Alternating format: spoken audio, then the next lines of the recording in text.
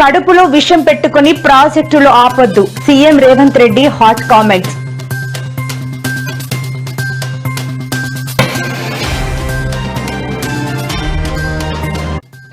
AP politics లో hot topic గా YS Rajareddy political entry, clarity ఇచ్చిన వైఎస్ షర్మిల.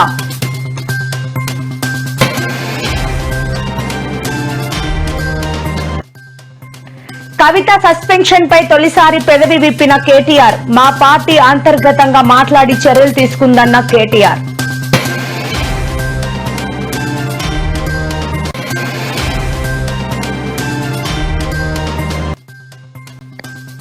విశాఖ సీతమ్మధారలో 13 ఏళ్ల బాలికపై అత్యాచారం, ఇది రాక్షస ప్రభుత్వమా అంటూ ప్రభుత్వంపై రోజా తీవ్ర విమర్శలు.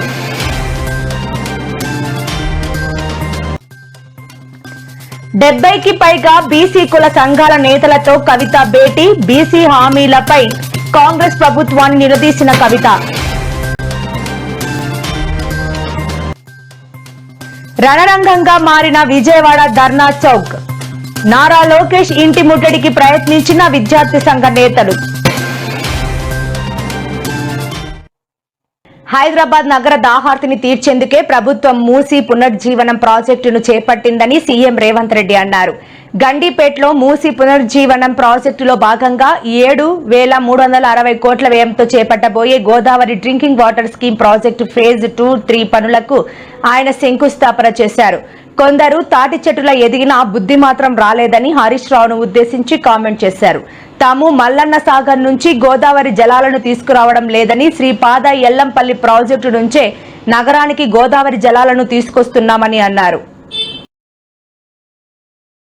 సరిపోవన్నప్పుడు గోదావరి జలాలను కూడా ఇక్కడికి తరలించాలని, శ్రీపాద ఎల్లంపల్లి నుంచి గోదావరి జలాలను హైదరాబాద్ నగరానికి తరలించే కార్యక్రమాన్ని కూడా మనం తీసుకోవడం జరిగింది. ముఖ్యంగా రాజశేఖర రెడ్డి గారు ముఖ్యమంత్రిగా ఉన్నప్పుడు, శ్రీధర్ బాబు గారు మంత్రిగా ఉన్నప్పుడు శ్రీపాద ఎల్లంపల్లి నుంచి గోదావరి జలాలను తరలించే కార్యక్రమాన్ని ప్రారంభించుకుంటే అవి 2016 సంవత్సరంలో నగరానికి వచ్చినాయి.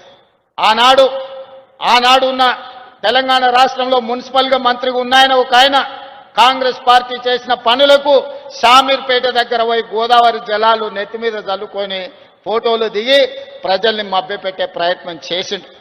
నువ్వు నెత్తి మీద గోదావరి జలాలు చల్లుకున్నంత మాత్రాన నువ్వు చేసిన పాపాలు ఎక్కడికి పోవు అని చెప్పి ఆనాటి మంత్రికి నేను చెప్పదలుచుకున్నా.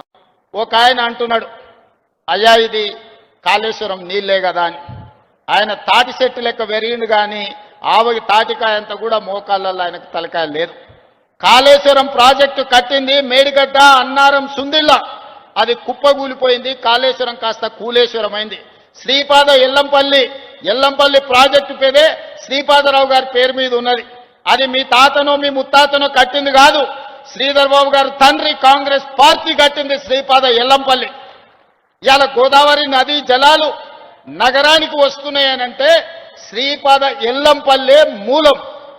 అక్కడి నుంచే గోదావరి జలాలను పట్టుకొని హైదరాబాదు నగరానికి మనం ఈరోజు తరలిస్తున్నాం.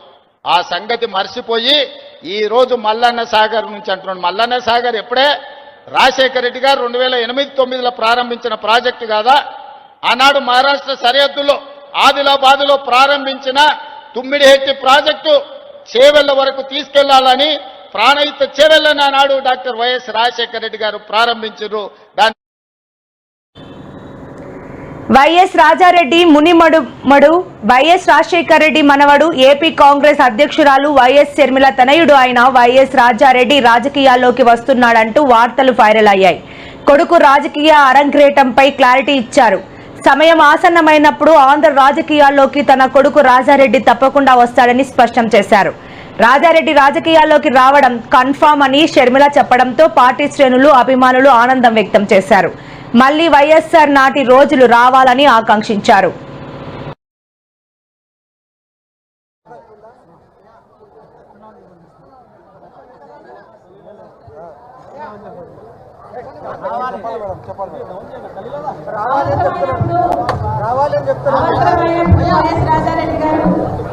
ఆంధ్ర రాష్ట్ర రాజకీయాల్లో తప్పకుండా అడుగుపెట్టారు.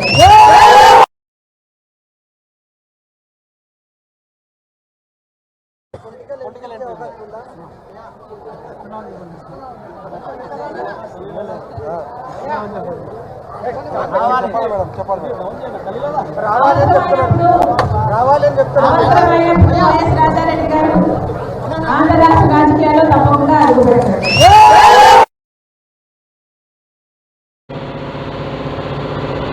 తెలంగాణలో ఈ నెల 12 వరకు వర్షాలు కొనసాగుతాయని హైదరాబాద్ వాతావరణ కేంద్రం వెల్లడించింది. పలు చోట్ల తేలికపాటి నుంచి మోస్తారు వర్షాలు కురుస్తాయని, మరికొన్ని జిల్లాల్లో భారీ వర్షాలు కురిసే అవకాశం ఉందని హెచ్చరించింది. ఈ క్రమంలో ఆయా జిల్లాలకు యెల్లో అలర్ట్ను జారీ చేసింది.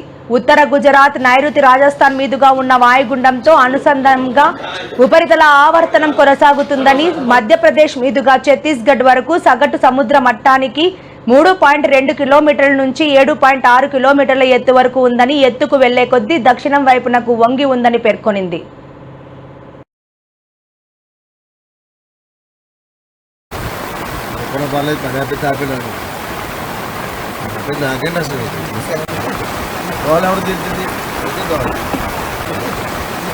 కడతారు కదా ఇంటికి 10 ఇంటికి సపోర్టింగ్ కట్టేసి 4 రోజులకి 15 రోజులకి 4 రోజులకి ఇంటికి పెట్టేసి పెయింట్ వేసేది.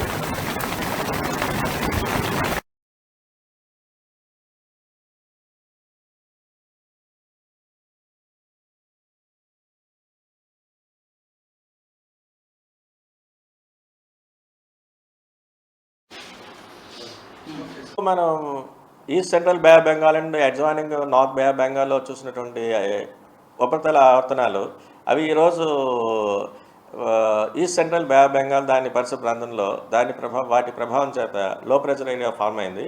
అది క్రమేపీ పశ్చిమ వాయుదిశగా వెళ్తూ west central Bay of Bengal and adjoining north west Bengal అంటే మన కోస్ట్కి దగ్గరలో ఉన్నటువంటి పశ్చిమ మధ్య బంగాళాఖాతం మరియు ఒరిస్సా తీరానికి దగ్గరలో ఉన్నటువంటి వాయు బంగాళాఖాతం ఈ ప్రాంతానికి చేరే సమయంలో అది మరింతగా బలపడి తీవ్ర అల్పపీడనం కూడా మారే ఛాన్సెస్ ఉన్నాయి. అలాగే తెలంగాణ జాగృతి అధ్యక్షురాలు తన సోదరి కవితను పార్టీ నుంచి సస్పెండ్ చేయడంపై బీఆర్ఎస్ వర్కింగ్ ప్రెసిడెంట్ కేటీఆర్ స్పందించారు. ఈ రోజు జరిగిన మీడియా సమావేశంలో కవిత సస్పెన్షన్ గురించి విలేకరులు అడిగిన ప్రశ్నకు ఆయన సమాధానమిచ్చారు. కవిత సస్పెన్షన్ పై ఆయన మొదటిసారిగా స్పందించారు. కవితపై మా పార్టీ చర్చించి చర్యలు తీసుకున్న తర్వాత ఇక నేను మాట్లాడటానికి ఏమీ లేదు అని ఆయన స్పష్టం చేశారు.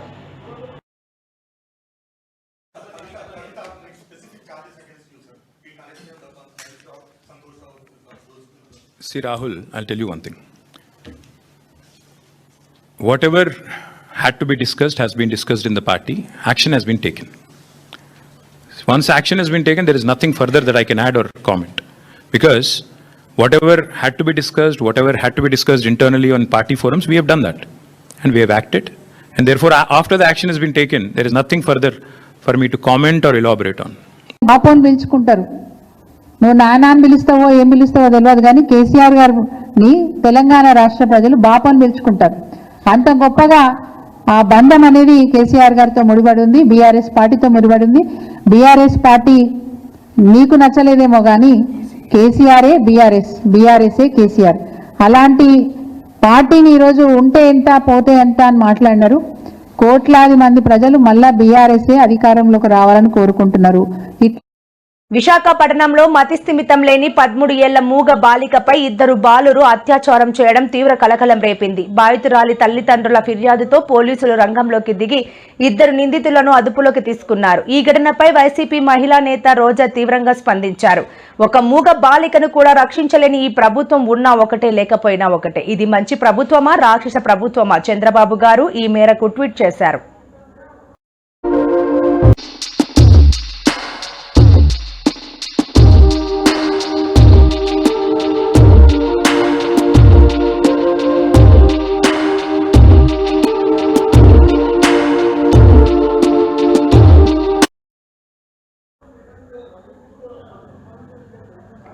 బీసీలకు ఇచ్చిన హామీలను అమలు చేయకుండా కాంగ్రెస్ ప్రభుత్వం మోసం చేస్తోందని ఎమ్మెల్సీ కల్వకుంట్ల కవిత విమర్శించారు. బీసీలకు 42% రిజర్వేషన్లు సాధించే వరకు ప్రభుత్వంపై ఒత్తిడి తీసుకువస్తామని, ఇందుకోసం ఉద్యమ కార్యాచరణను రూపొందిస్తున్నామని ఆమె స్పష్టం చేశారు.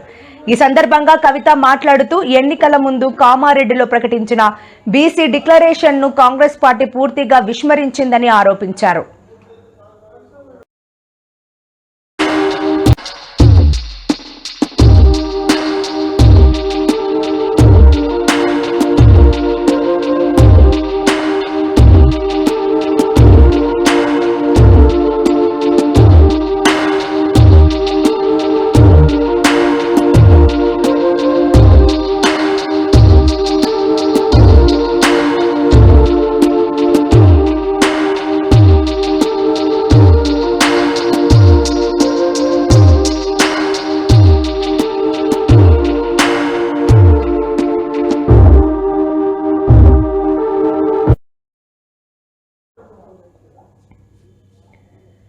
చంద్రబాబుకు కోర్టులంటే లెక్కలేదని వైఎస్ఆర్సీపీ నేత మాజీ మంత్రి అంబటి రాంబాబు మండిపడ్డారు. కోర్టు ఆర్డర్స్ ను కూడా జైలు అధికారులు పట్టించుకోరా అంటూ ప్రశ్నించారు. 1989 నుండి రాజకీయాల్లో ఉన్నానని ఇంత దారుణమైన ఘటన ఇప్పటి వరకు చూడలేదన్నారు. వంశీ కేసులో కూడా బెయిల్ వచ్చినా పట్టించుకోలేదు. లిక్కర్ కేసు ఛార్జ్ షీట్ అంతా తప్పుల తడక. చంద్రబాబు చెప్పినట్టు సిట్ అధికారులు నడుస్తున్నారు. లేని స్కామ్ ను సృష్టించి వైఎస్ఆర్సీపీని దెబ్బతీసే ప్రయత్నం చేస్తున్నారని అంబటి పేర్కొన్నారు.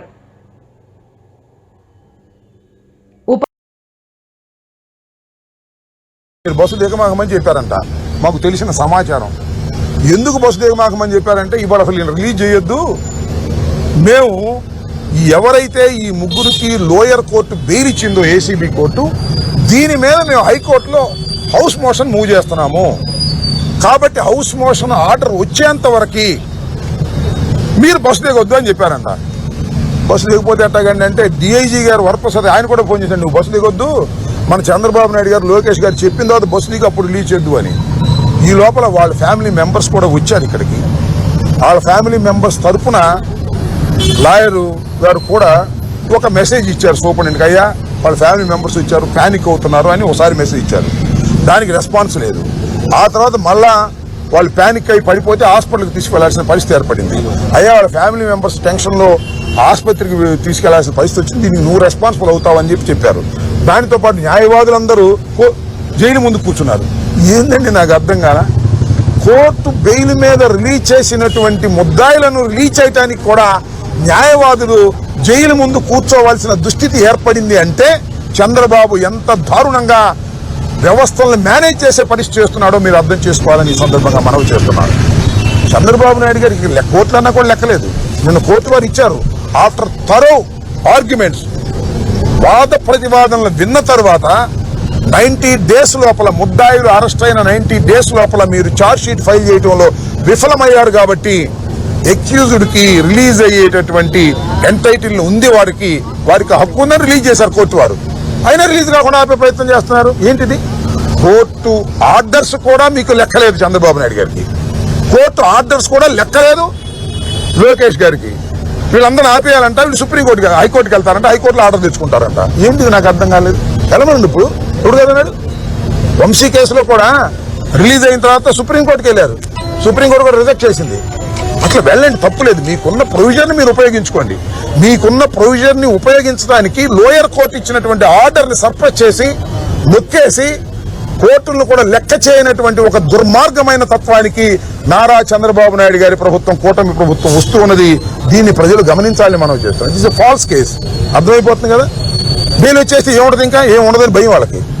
అంటే దీనిలో ఏదో అంతిమ లబ్ధిదారుడు, గాడిది గుడ్డు, వంకాయ పులుసు అని చాలా కథలు చెప్పారు. ఛార్జ్ షీట్ ఏమో అంత తప్పులు తడగ్గా పెట్టారు. తప్పులు తడితే పెడతారు. వాస్తవాన్ని ప్రజెంట్ చేయడానికి చాలా ఈజీ, అవాస్తవాన్ని వండి వార్చాలంటే చాలా కష్టం. దానికోసం సిట్ అంతా కూడా ఇవాళ ప్రయత్నం చేస్తుంది. సిట్ అంతా కూడా చేస్తుంది ఏంటంటే ఇన్వెస్టిగేషన్ చేయటంలా, ఎవిడెన్స్ ఎలా గ్యాదర్ చేయాలి, ఎవిడెన్స్ మీన్స్ ఫాల్స్ ఎవిడెన్స్ ఎలా గ్యాదర్ చేయాలి, ఎవరిని బెదిరించి స్టేట్మెంట్స్ ఇచ్చుకోవాలి, ఎవరిని బెదిరించి 164 స్టేట్మెంట్స్ ఇచ్చుకోవాలి అనేటువంటి ఒక దుర్బుద్ధితో సిట్ అధికారులు ప్రవర్తన చేస్తున్నారు. చంద్రబాబు నాయుడు గారు చెప్పినట్టుగా ఒక కుక్కడప్ స్టోరీస్ అల్లి వీళ్ళందరి మీద కేసులు పెట్టి అందరినీ లోపలేసేయాలనుకుంటున్నారు. ఏమేస్తారా మీరు? వెళ్ళేటప్పుడు ముద్దాయిలుగా వెళ్ళారు, వచ్చేటప్పుడు హీరోలుగా వచ్చారు. రేపు కూడా అంతే, కేసులు ఏది నిలబడవు. నేను మనవి చేస్తున్నా, చంద్రబాబు నాయుడు గారు పొలిటికల్ వెండేటాతో జగన్మోహన్ రెడ్డి గారి మీద, జగన్మోహన్ రెడ్డి గారి పార్టీ మీద అందరినీ కూడా రోపలేసి భయపెట్టి పార్టీని దెబ్బతీయాలని ప్రయత్నం చేస్తున్నారు. అదే మాకు ఆయుధం. ఉన్నంత వరకు పార్టీ పెరుగుతా ఉన్నది. ఈ కక్ష సాధింపు ధోరణులు ప్రజలు అర్థం చేసుకుంటున్నారు. ఇదంతా రాజకీయ కక్షలతోనే చంద్రబాబు నాయుడు గారు చేస్తున్నారు తప్ప లిక్కరు లేదు, స్కాము లేదు. ఇవాళ ఉంది లిక్కర్లో స్కామ్. ప్రభుత్వం లిక్కర్ అమ్మితే దానిలో స్కామ్ ఎందుకు ఉంటుంది? ప్రైవేట్ వ్యక్తులకు ఉంటే ఇస్తే దానిలో స్కామ్ ఉంటుంది. లేనిపోయిన స్కామ్ను సృష్టించి ఏదో ఒక విధంగా వైఎస్ఆర్ కాంగ్రెస్ పార్టీని ఇబ్బంది పెట్టాలని మీరు ప్రయత్నం చేస్తున్నారు. వైఎస్ఆర్ కాంగ్రెస్ పార్టీ మీరు చేసే ప్రయత్నాల వల్ల ఇబ్బంది పడకపోగా దినదిన ప్రవర్ధమానంగా పెరుగుతుంది. రాబోయే ఎన్నికల్లో మిమ్మల్ని చిత్తుగా ఓడిస్తుంది. దానికి సగం కారణం మీరే అవుతారు. మీరే ఈ ఫాల్స్ కేసులు పెట్టి జైల్లో ఉన్న వాళ్ళకి కోర్టులు రిలీజ్ ఆర్డర్స్ ఇచ్చినా కూడా వాటిని తొక్కిపెట్టాలని ప్రయత్నం చేస్తున్నారు. తొక్కిపెట్టాలని ప్రయత్నం సక్సెస్ అయి ఉండేదే. రాష్ట్రపతి ఎన్నికలకు దూరంగా ఉండాలని బీఆర్ఎస్ నిర్ణయించుకున్నట్లు వర్కింగ్ ప్రెసిడెంట్ కేటీఆర్ ప్రకటించారు. తెలంగాణ రైతులు ఎదుర్కొంటున్న సమస్యలపై కేంద్ర రాష్ట్ర ప్రభుత్వాలు వ్యవహరిస్తున్న తీరుకు నిరసనగా ఈ నిర్ణయం తీసుకున్నట్లు ఆయన స్పష్టం చేశారు. రైతుల పక్షాన తమ గళాన్ని వినిపించేందుకే ఈ ఎన్నికలను బహిష్కరిస్తున్నట్లు ఆయన తెలిపారు. మేము ఎన్డీఏకు గాని ఇండియా కూటమికి గాని జవాబుదారీ కాదు, కేవలం తెలంగాణ ప్రజలకు మాత్రమే జవాబుదారీ అని ఆయన అన్నారు.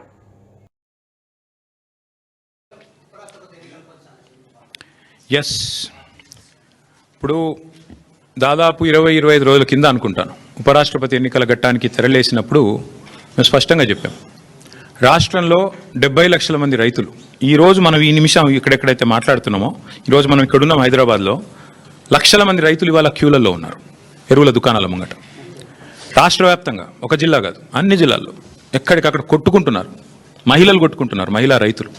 అంత అరాచకమైన పరిస్థితి ఉంది. 20-25 రోజుల కిందట మేము మా పార్టీ నుంచి డిమాండ్ చేసినాం, ఇది రాష్ట్ర ప్రభుత్వ వైఫల్యమా, కేంద్ర ప్రభుత్వ వైఫల్యమా, ఎవరిది అన్నది మీరు తెలుసుకోండి, కానీ రైతులకు ఎరువులు అందించండి.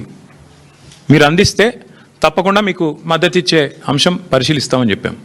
We have nothing against the 2 candidates. ఇద్దరు మంచోళ్ళే కావచ్చు, justice Reddy and CP Radhakrishnan ఇద్దరు కూడా మంచోళ్ళే కావచ్చు, మేము కాదంటలేదు. కానీ ఇవాళ వాళ్ళు రెండు కూడా, ఇద్దరు అభ్యర్థులు కూడా 2 వ్యవస్థలకు ప్రతినిధులు. అటు ఎన్డీఏ, ఇటు ఇండియా, ఈ 2 కూటమిలకి వారు ప్రతినిధులు. వారు వ్యక్తులుగా కాదు నించున్నది, ఇండిపెండెంట్గా నించోలేదు. ఒకరు కాంగ్రెస్ తరపున, ఒకరు బీజేపీ తరపున నించున్నారు. ఇటు కాంగ్రెస్ అటు బీజేపీ ఇద్దరూ కూడా ఈ రాష్ట్ర రైతులను వేధిస్తున్నారు, సతాయిస్తున్నారు, చావగొడుతున్నారు. వాళ్ళు ముష్టి యుద్ధాలకు తిరిగే ఒక అరాచక పరిస్థితి తెచ్చిపెట్టినారు. 20-25 రోజుల కింద మేము హెచ్చరించినా, అప్రమత్తం చేసినా ఇంతవరకు కేంద్ర ప్రభుత్వం స్పందించలేదు, రాష్ట్ర ప్రభుత్వం స్పందించలేదు. అందుకే 70 లక్షల మంది తెలంగాణ రైతన్నల తరపున మేము నిర్ణయం తీసుకున్నాం. నిజానికి నోటా ఉంటే ఎన్నికలు బహిష్కరించడం మంచిది కాదు, ప్రజాస్వామ్య ప్రక్రియలో పాల్గొనాలి. నోటా అనే బటన్ ఉంటే అందులో నోటా కొత్తటోళ్ళం, కానీ నోటా లేదు. అటో ఇటో ఏదో రెండిట్లో ఏదో ఒకటి చేయాల్సిన పరిస్థితి ఉంది. అందుకే ఈ ఎన్నికలు మేము we are abstaining, we are not going to participate as a party. నిన్నగాక మొన్న 2 రోజుల కిందట మా రాజ్యసభ ఫ్లోర్ లీడర్ సురేష్ రెడ్డి గారిని, అదేవిధంగా అందుబాటులో ఉన్న రాజ్యసభ సభ్యుల్ని పెద్దలు కేసీఆర్ గారు లంచ్కి పిలిచారు. మీటింగ్ కూడా అయింది, చర్చ కూడా జరిగింది ఏం చేద్దామని. చర్చించిన తర్వాతనే, అందుబాటులో ఉన్న ముఖ్యులతో కూడా చర్చించిన తర్వాతనే నిర్ణయం తీసుకున్నారు. ఈ ఎలక్షన్లో మేము ఎవరికి కూడా సబార్డినేట్ కాదు, ఎన్డీఏ సబార్డినేట్ కాదు, మేము ఇండియా సబార్డినేట్ కాదు, మేము తెలంగాణ ప్రజలకు సబార్డినేట్ అంతే. కాబట్టి తెలంగాణ ప్రజల పక్షాన వారి బాధను వ్యక్తం చేయడానికి ఇది ఒక వేదికగా వాడుకుంటున్నాం. తెలంగాణ రైతుల పక్షాన ఈ ఎన్నికల్లో మేము పాల్గొనబోట్లేదు. విజయవాడ ధర్నా చౌక్ రణరంగంగా మారింది. విద్యార్థుల సమస్యలు, విద్యా సంస్థలపై కూటమి ప్రభుత్వ షరతులను నిరసిస్తూ ఎస్సీఎఫ్ఐ పెద్ద ఎత్తున ఆందోళన చేపట్టింది. ప్రభుత్వం ఇటీవల పాఠశాలలు, జూనియర్ కాలేజీల్లో విద్యార్థి సంఘాలకు అనుమతి లేదని ఉత్తర్వులు జారీ చేయగా, దీనికి వ్యతిరేకంగా విద్యార్థులు తీవ్రంగా ఆందోళన వ్యక్తం చేశారు. ఆందోళన తీవ్ర రూపం దాల్చగా విద్యార్థి సంఘ నేతలు మంత్రి నారా లోకేష్ ఇంటి ముట్టడికి ప్రయత్నించారు. దీంతో పోలీసులు జోక్యం చేసుకుని నేతలను ఈడ్చిపడేశారు.